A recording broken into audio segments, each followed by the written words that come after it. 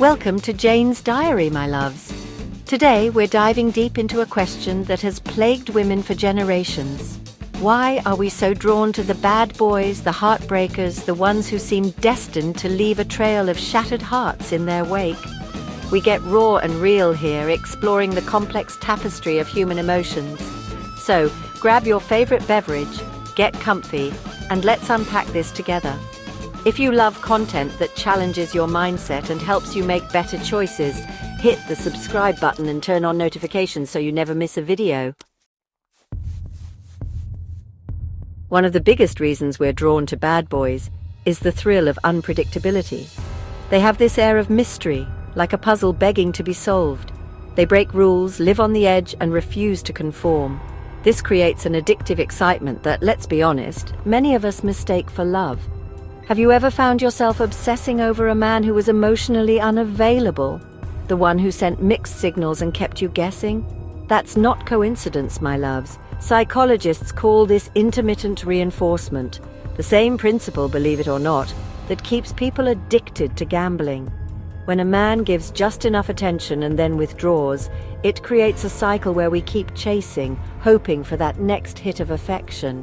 The inconsistency, the not knowing, it creates an obsession that can be hard to break free from. We crave that emotional high, even if it's followed by a crash. We tell ourselves that this time will be different, that our love will be enough to tame him. But the truth is, this pattern rarely changes. We deserve a love that is steady, secure, and fulfilling, not a roller coaster ride of emotions that leaves us feeling drained and depleted. Let's be real, ladies. Bad boys exude confidence, sometimes to the point of arrogance, right? But here's the thing, confidence is deeply attractive to us because it signals strength, leadership, and competence. We're wired to be drawn to men who can protect and provide. I know, we're strong, independent women, and we don't need a man to protect us.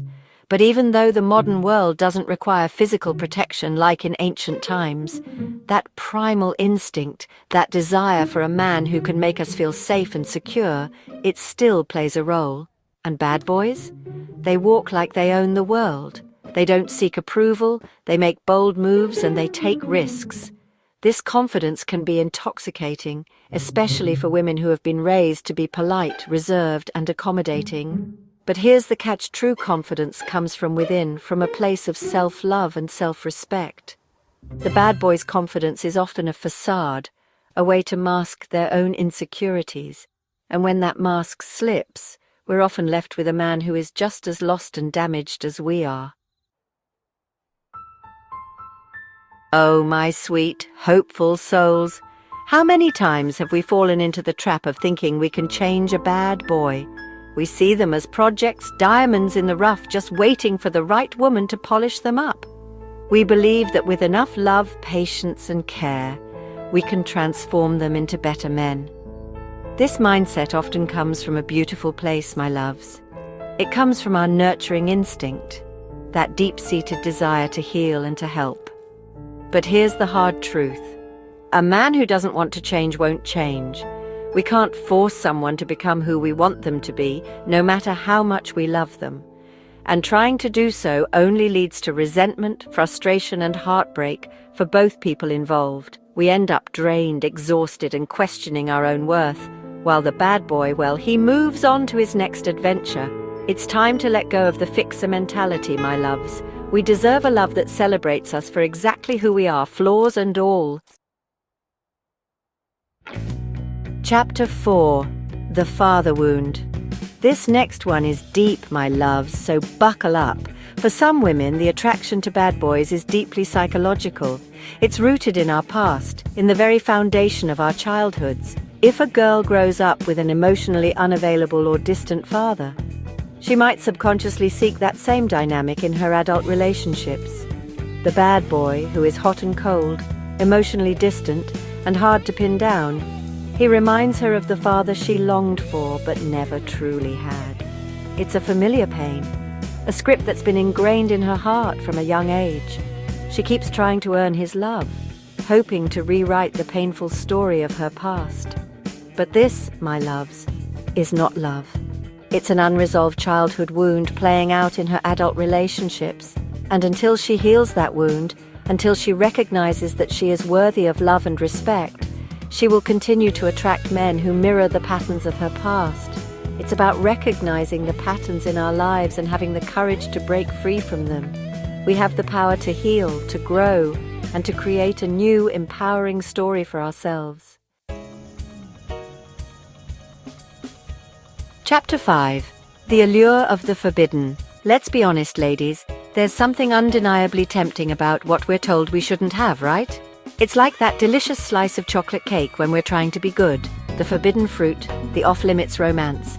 It's human nature to be drawn to the things we're told we can't have. Psychologists call this reactance theory, the psychological tendency to desire what is restricted or deemed bad for us. When society, our parents, or even our friends warn us against a bad boy, it, ironically, makes him even more appealing.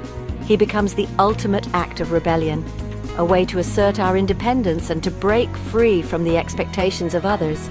But here's the thing, that initial thrill, that feeling of rebellion, it fades. Chapter 6. Hollywood has romanticized it. Oh, Hollywood, you've given us so much, but you've also fed us some dangerous fantasies over the years.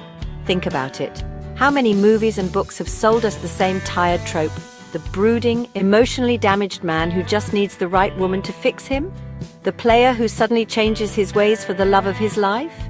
These narratives are everywhere, and they've seeped into our subconscious, shaping our expectations of love and relationships. But here's the reality, my loves. Most bad boys stay bad. We deserve a love that is authentic, a love that doesn't require us to compromise our values or to settle for less than we deserve. Chapter 7. Good girls crave what they lack. This one's a bit paradoxical, isn't it? We often find ourselves drawn to the very qualities we lack in ourselves. Think about it. Many women who are drawn to bad boys are, well, good girls. They live by the rules, they're responsible, predictable, and often put the needs of others before their own. The bad boy represents everything they've never allowed themselves to be: wild, free, and unapologetically selfish in pursuit of their desires. He's the embodiment of rebellion, of living life on their own terms. Falling for a bad boy can be an unconscious attempt to balance out what they feel is missing in their own personality. But here's the catch. In the process of bringing excitement, he often brings chaos too. The key, my loves, is not to seek those missing pieces in another person, but to cultivate them within ourselves. Chapter 8. Choosing yourself over the bad boy. So, my loves, we've journeyed deep into the psychology of why good girls fall for bad boys. And if you're anything like me, you've probably had your own experiences with these heartbreakers. Loving a bad boy might feel thrilling, like a shot of adrenaline straight to the heart, but it often leads to heartbreak, frustration, and a whole lot of emotional baggage. You deserve a love that is steady, secure, and fulfilling, not one that keeps you guessing or walking on eggshells. You deserve a man who celebrates your strengths, encourages your growth, and cherishes your heart. If this video resonated with you, let me know your thoughts in the comments. See you in the next video.